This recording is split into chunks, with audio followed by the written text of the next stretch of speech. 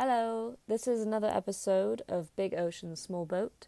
This time we're looking back on the first day I met John back in the August of 2019.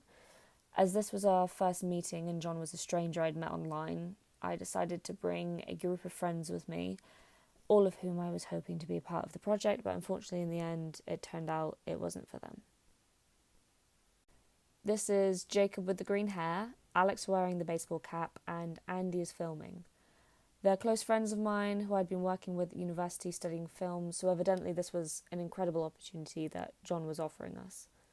The purpose of this introduction was to learn more about the project and to see the boat, but most importantly to find out what kind of person John was, or however much you could tell from a first meeting like this.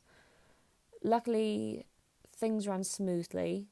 This is Jess and Banda, who both work at the little cafe John took us to.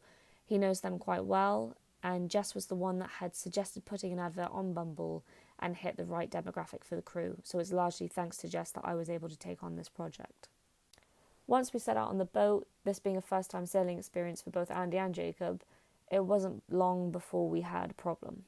After leaving the harbour, almost immediately John noticed that as he shifted gears, there was an unusual sound. Looking over the back of the boat, also known as the stern, I'm learning the nautical terminology, John saw that the cooling fluid for the engine was not being pumped out alongside the exhaust. And I'm assuming this is what was going on because I am going off of old footage and the audio and listening to what John was saying at the time again. So this meant that sooner rather than later, the engine would overheat and we would have no motoring control, which on a boat full of first-time sailors and little wind isn't comforting. So straight away, John got to work. We had to come up alongside a catamaran, and to be honest, the lady that was on said catamaran kind of begrudgingly helped us by throwing us the wrong line and then telling us to go elsewhere, which wasn't the nicest thing, but we made do.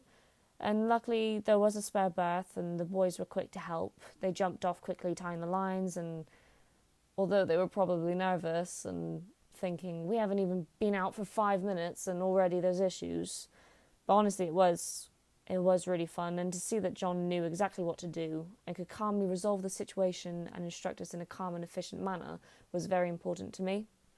The worst thing is learning from someone who has little to no control of their temperament and who has very little patience, so John made it clear that that is not him and that's not how he handles things.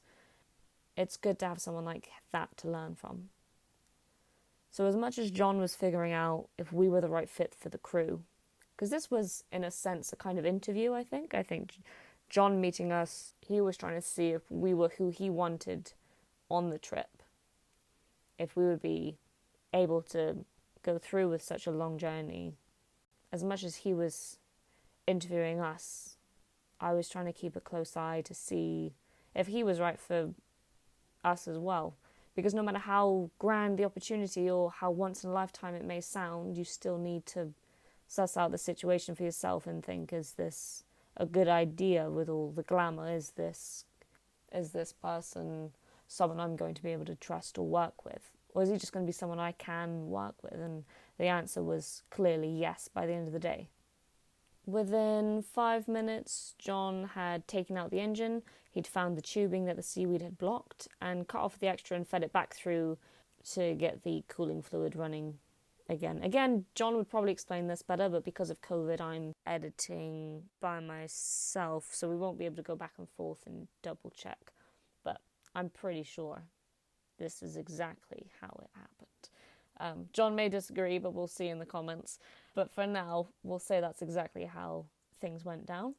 Actually seeing that while filming, because of course we all ran down, me and Andy ran down to see John pulling out this massive engine, and he's standing on it, and he's just cutting bits off and fixing it. It was very cool to see that, I think, when you see someone that just knows. It's like when you see someone just taking apart their car and they just know how to take things apart and put it back together. We were all very awed by it. To John, that's just like, that's normal, that's every other day, that's fine. But that made me feel a lot better. That, oh, he knows how to fix things. Oh, he knows the boat. Me and Andy just kind of sat back and watched. I think Jacob and Alex were up on the top still. And John I think John quite liked the fact that while filming, we stayed out of the way. You know, we got everything on camera, we got everything that was important, but we didn't basically we didn't get in the way, because it's quite crowded on such a small boat, especially when things like that are happening and you need to move around quite quickly or solve a problem quite quickly. You don't want someone with a camera, no matter how small the camera is, to be getting in the way and making your life that much, even if it's a little bit harder. So we all worked quite smoothly together. And I think the fact that we had issues on the first day out on the boat, the first time meeting, it was a really good kind of icebreaker challenge almost.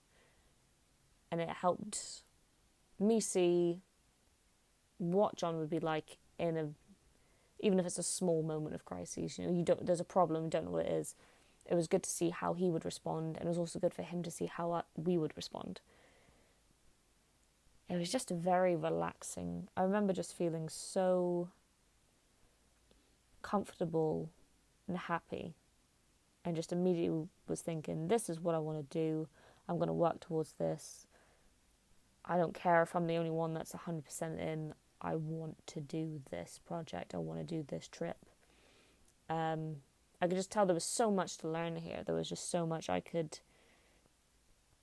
develop from this or get from this, or this was an opportunity that I just did not want to pass up. And that was really what happened. I was the only one left that wanted to do it. And you're going to notice for the first few episodes, for a while, it's going to seem quite amateur. It's going to seem quite rough, but I'm really looking forward to seeing how this develops and how we grow, and seeing the style change and seeing us find our own style. And then looking back on our early videos and cringing and thinking, oh God, that was awful. Why did we do that? Really, this was a big lesson for me to learn that even if you're by yourself, you shouldn't pass up an opportunity just because you're the only one going for it. It doesn't mean it's a bad thing. It just means it's right for you and not for others, and there's not a problem with that. So yeah, we gave ourselves a pat on the back, and we went and had pink lemonades. And thankfully, incredibly grateful that it was a good day and that John liked us as much as we liked him. And we kept in touch for the next 2 years, really. I mean, since then we've gone out a few times sailing, and that'll be one of the future videos when we went down to Pulpero.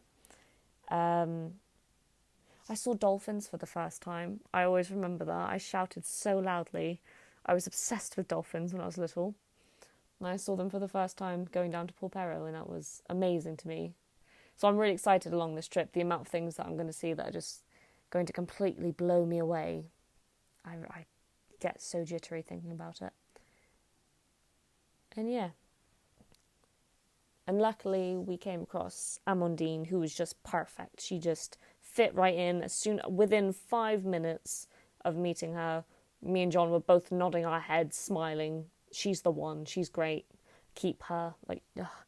I can't tell you how much of a good fit she is. And luckily she was all in. The next video I'll be doing will be on our trip to Pulpero, which was before, unfortunately, we met Amandine. But it was a beautiful trip. Until then, please look forward to our next video and like and subscribe, and we will see you then. Bye-bye.